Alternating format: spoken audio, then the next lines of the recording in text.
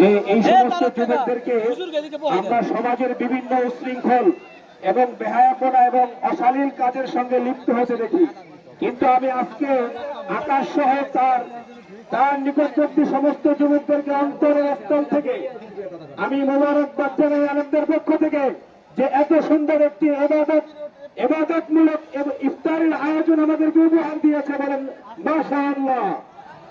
ইফতারের আগে দোয়া হবে, আমাদের সম্মানিত মহতারাম মুফতি সাইদ আহমদ উসমানী ভাই দোয়া করবেন।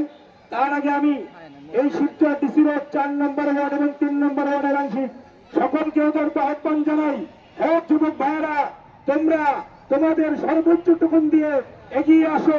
আমরা আলেম ওলামারা যারা আছি 4 নম্বর 3 নম্বর ওয়ার্ডে, আমরা তোমাদের সাথে নিয়ে একসাথে ইনশাআল্লাহ সমাজের সমস্ত অপকর্মগুলো ইনশাআল্লাহ রুখে দেওয়ার জন্য প্রস্তুত আছি ইনশাআল্লাহ। শুধু ইফতার নয়, রমজানের পরে এরকম ভালো ভালো ধর্মীয় অনুষ্ঠানগুলো